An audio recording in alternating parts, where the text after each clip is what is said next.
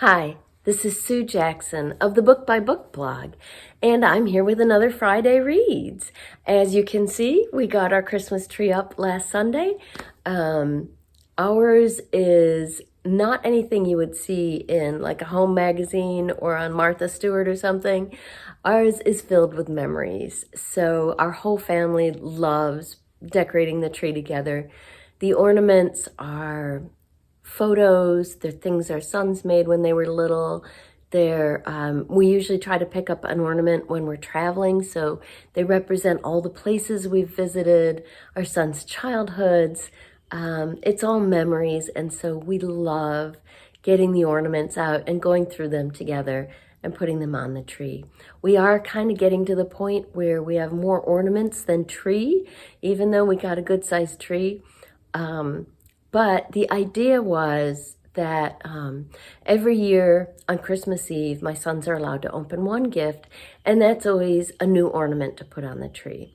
So the idea is that when they leave and have their own homes and their own tree, it won't be completely bare like my first Christmas tree was. So they'll have all these ornaments to take with them. So at some point, our tree's going to kind of empty out. Although I think there's still plenty to fill it up.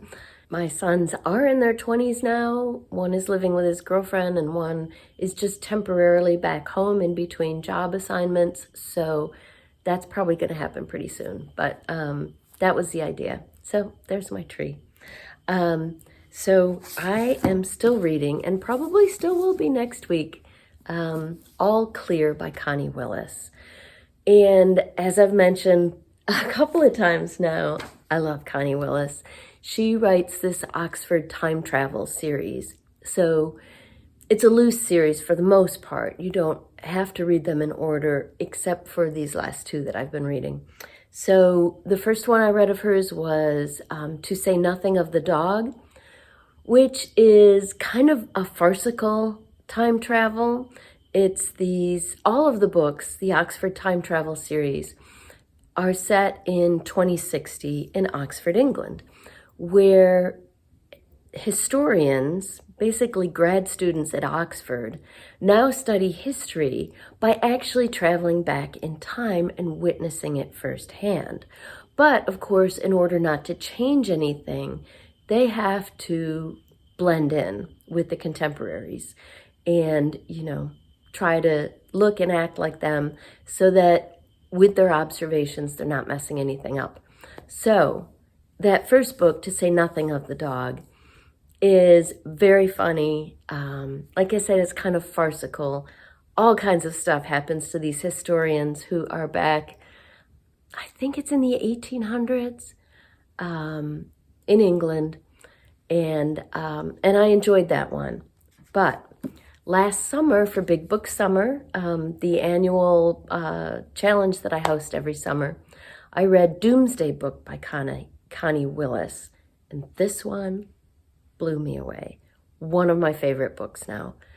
In this one, a historian travels back in time to the 1300s. And it's the earliest any Oxford historian has ever gone back. And they know very little about it because there wasn't much written down there then. Most people were illiterate. Really, the only writings that exist came from churches and priests who wrote in Latin. So there's not a lot of documentation. So she travels back to the 1300s. So there are a lot of unknowns. I won't spoil anything, but the book deals with two pandemics, one occurring in 2060 when, she's traveling from, and one occurring in the 1300s in England. So I guess you can probably guess what that one is. I don't know if you can hear, but our Christmas Carol clock is going off. So anyway, this historian gets into a lot of trouble. People in the present are trying to go back to save her, but it's not working. The history is fascinating. So much historical detail. I do not recommend traveling to the 1300s. It does not sound like a fun time. but also so much suspense, as both in the present day and in the past, they're trying to figure out what's going on with their kind of twin pandemics. So that was Doomsday book, which I read last year for Big Book Summer. This year for Big Book Summer, I read Blackout by Connie Willis.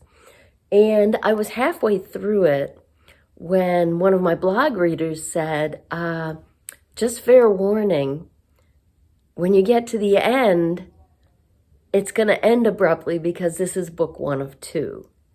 And it doesn't say anywhere on here that it's book 1 of 2. She was right. It was a total surprise. I'm glad she'd given me a little warning.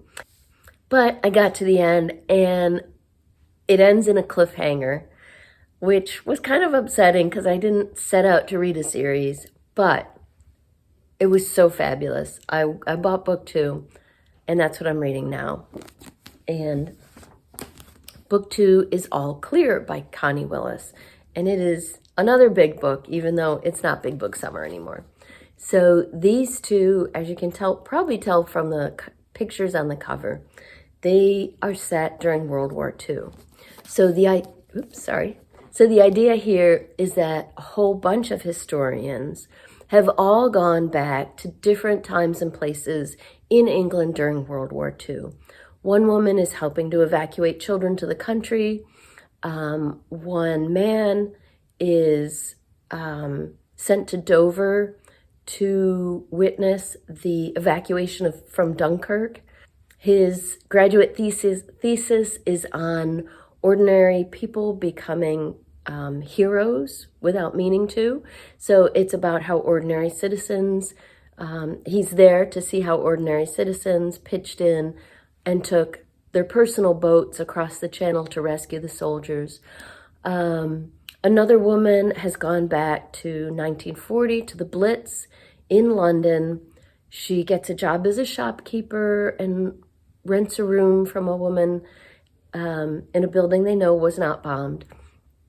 And so she's there to witness how ordinary people responded to being bombed every single night. So there's all these people, and there are more. There's a woman who's an ambulance driver in Kent. There are these different stories, but those 3 are the main threads of the story. And something goes wrong with their time travel technology. Again, not a spoiler, it happens. You start seeing glitches pretty early on in Blackout, and they can't get back. So this book is all about them trying to get back, realizing what's going on, trying to get back. It takes place during the middle of the Blitz in London. And as I said in another video recently, I've read a lot of books, fiction and nonfiction, about World War II from a lot of different perspectives.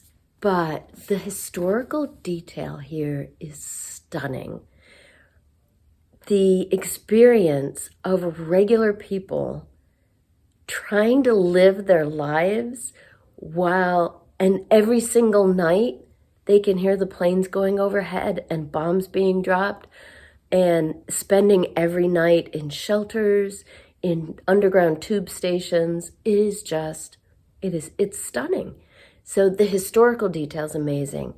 The suspense is also stunning because these people, they're not only at personal risk, being trapped during the Blitz, and there's a limit. They were only supposed to stay a short while, each of them. So there's a limit to how much they know about what's happening right then.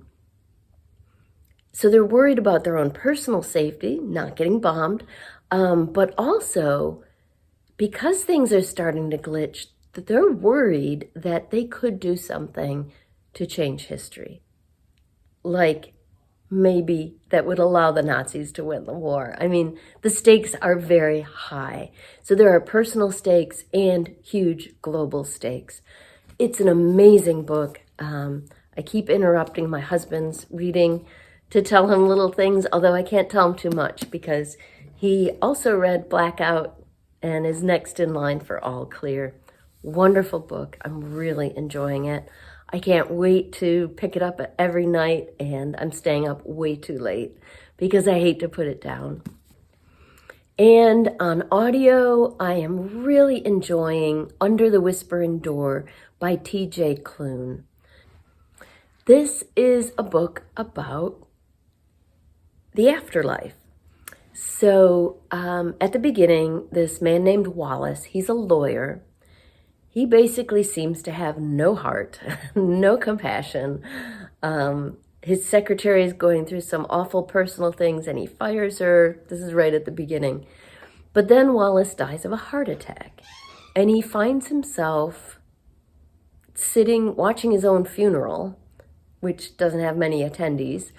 And this young woman comes up to him and explains that she is his reaper. And she is there to guide him through this next stage, which is kind of like an in-between stage. So she takes him to meet Hugo, who is a ferryman. And Hugo and May, the reaper, are actually real human beings who happen to be able to see and hear and talk to, interact with ghosts, people who've recently died. So that's how they got their jobs. So Hugo's sort of front is a tea shop that he runs. So during the day, he's running a tea shop, and the rest of the time, he is helping people like Willis get their questions answered and get ready to cross over to the next stage. So it's a little fantastical, of course. It's actually very, very funny. You might think something about dying is somber, but it's not. It's a lot of fun. The characters are all wonderful, but it also has a lot of emotional depth to it. As you might expect, Willis begins to learn some things about life and being human, even though he is no longer alive. And I'm loving it. I'm really enjoying it. I need a little more time to listen to it, but that's Under the Whispering Door by T.J. Klune, which I recommend both of these books that I'm reading this week. So I would love to hear what you're reading. What are you planning to read this weekend? Let me know about it in the comments below.